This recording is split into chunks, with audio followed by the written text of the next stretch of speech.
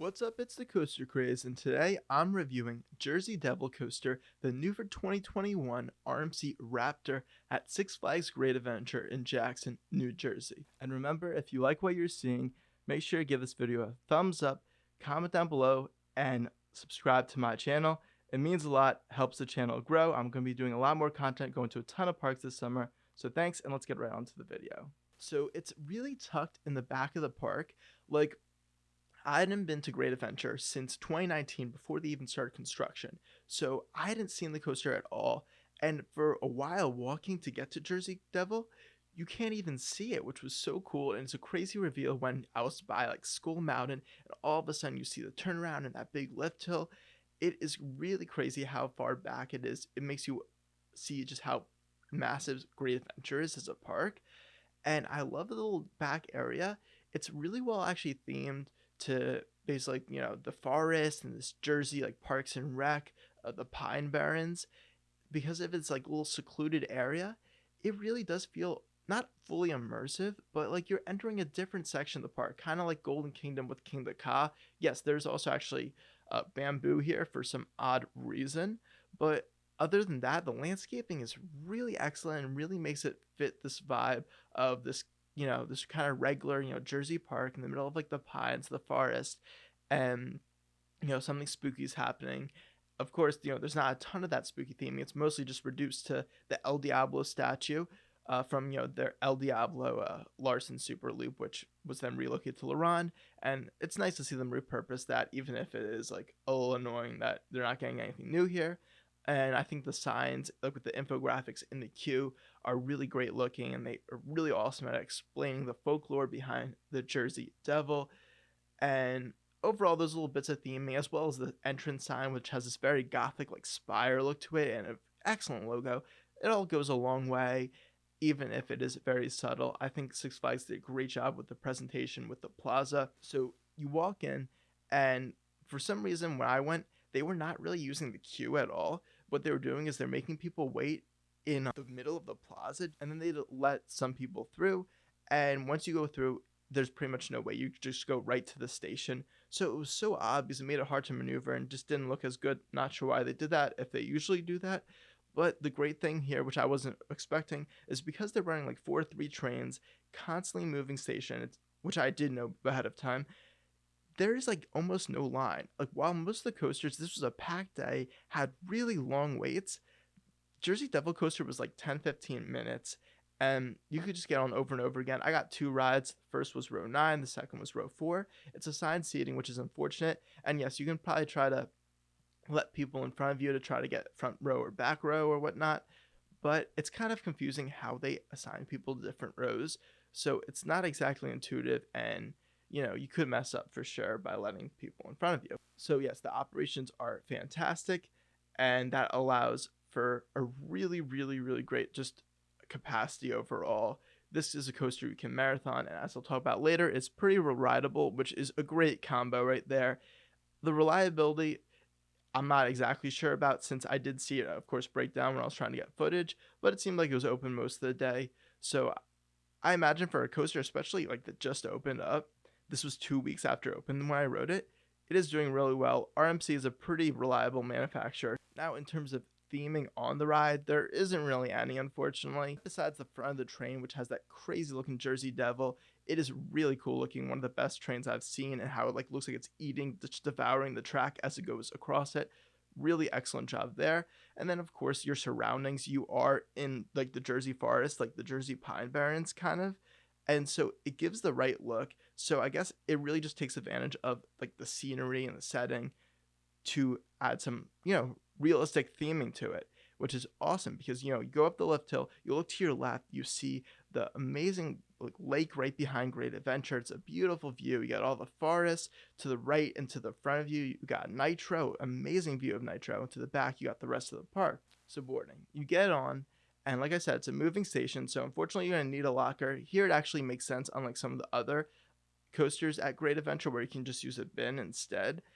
And with the locker system, it's really annoying because you have to pay. So basically, they're making it where you kind of have to pay to ride in a way, which I think is really not cool. They should offer free lockers like Universal does with their rides when they require people to take everything out of their pockets. Really annoying. Although if you have like a hat or something, you can just toss it to the other side of the station and get it afterwards. But note, it does move relatively fast. You got to get on quickly. Anyway, they'll push down the Raptor restraints on you, and these are like a lap bar, which is a pretty big lap bar, as well as the shoulder straps. And this is probably my biggest complaint with the ride, actually, the restraints. I've never been on a Raptor before, and I don't know why these straps are needed. They're so uncomfortable and unnecessary feeling.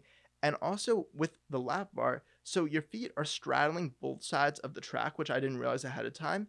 So you got that big track, just like bulging in the center, and then you have to put your feet around it. So then it makes it your legs in this like really awkward position when you put the lap bar down, and that, along with the lap bar coming down more and more during the ride because of the positive G-force, which you can try to like push up, and it works relatively well, you get really serious thigh crush. And honestly, these restraints don't even restrict airtime much. It just makes the airtime and some of the elements very uncomfortable, which I'll talk about later. Anyway, thankfully the coaster is butter smooth. Again, this was my first time going on a Raptor, so you really get to feel how smooth a single rail is, and that is really nice. Honestly though, it didn't really feel different than a regular coaster, except for that one crazy turnaround. That was the only part where it really did feel like there was like some extra strange whip on the ride that's different than a regular two-rail coaster. And this might also be because it has the longer trains, unlike the original Raptor prototypes, which really seem to embrace the tightness that you can have with a single rail a bit more. So going up this lift hill, I already talked about the view. It is the loudest lift hill ever, which is kind of funny. It's very steep and pretty fast, so that's cool. Doesn't give you a ton of time to look at the great views, and then all of a sudden, at least for me, when I was in rows 4 and 9 both times, it's a really sudden yank. Like, you don't know when it's coming. I couldn't anticipate it, so that was kind of cool. And especially in the back row, I mean, great all around, no matter what row you get, but in the back row especially, or towards the back like I was, the airtime is insane on the drop. One of the best drops I've ever been on, and in row 9, it was my favorite element. You get so much ejector, you just gotta make sure that the lap bar doesn't come down too hard at the bottom of the drop. Then you get the dive loop, which they call a Raven turn, but it really is just a dive loop. And the twist is a little late, so I think in the very front row, you might be able to get a tiny bit of airtime before going to the twist. I didn't get any, but then, it's a very fun element, very smooth and graceful. Then you enter the camelback, which I was very much anticipating. Honestly, I didn't love it that much, though, because the restraints really make the airtime kind of uncomfortable. They don't restrict it so much, like I said before, but this relatively strong ejector, it's not crazy strong at all. It just has this uncomfortable feeling when these restraints are digging into your thighs as well as into your shoulders. And I thought it was pretty similar no matter what seating position you were in. Then you enter the stall, which is a very acclaimed part of the ride by enthusiasts, and I thought it was amazing. Overall, I'd say it's the best part of the ride. At least in row 4, it was definitely the best, and in row 9, it was the second best element. It is really great no matter what seat you're in. It just gives such great hang time. You're very high up off the ground. It's such a graceful, smooth maneuver. So then there's the wacky turnaround, like I mentioned before. And if you're in the front, this is probably the second best part of the ride, where when you enter it, you get a nasty bit of just ejector sideways. It is really violent and really fun. Again, it would be much better with that restraints, but the restraints don't impede upon it too much. But in the back, off the turnaround, you get a ton of ejector, and you just get whipped around in general on this turn. But it wasn't that comfortable because this is the whippiest point of the ride, especially towards the back. And with these just really nasty restraints, I didn't find it the most comfortable, which is unfortunate because it looks so cool when you watch it go through it. So then you come up into your final inversion, the 0G roll, which is pretty simple, not much to say there. Just quick and snappy, very fun. Then you go into the mid-course brake run, which the brakes, it doesn't feel like they hit hard because they're kind of gradual, but it really slows down the train. Going off of it, you get a little bit of airtime in the back. Then you enter this turnaround that really doesn't do anything. And here is where I really wish it was a cutback or something, because that could give some great hang time. And then you got those two sideways banked airtime hills that people are talking about give no airtime. It's true. They don't. They really just like move you with them, and it's not very comfortable also because, again, by this point of the ride, your restraints are really hurting. It's not really doing anything, which is annoying. There's not enough speed. The profiling makes it too gradual and tame for you to get any airtime. There is a nice little pop of like ejector on a tiny bunny hill before the brake run, where if you're towards the front, you will get a great pop of ejector into the brake run. And also if you're towards the front, you'll get a ton of laterals when you make the turn in the brake run because it's unbanked back into the station. As you can see, after the mid-course brake run, it kind of just exists so it can have higher capacity. It really doesn't do much, which is unfortunate. It would have been nice if they threw in a fourth inversion there and had some better profiling. But like I said before, my main gripe with the coaster are the restraints, because you get off and your legs are hurting like hell. No pun intended.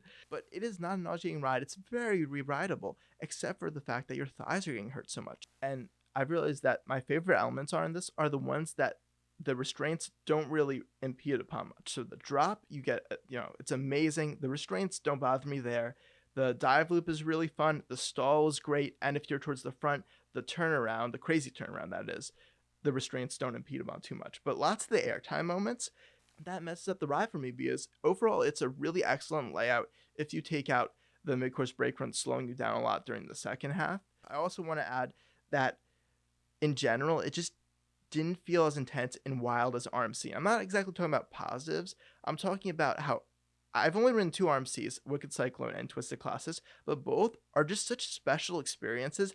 They make you like wondering which way is up, tossing every which way. You don't know what's happening. It's insane. But this kind of felt like a very regular coaster, despite being single rail, my first single rail. I wasn't even comparing it to the prototype single rails.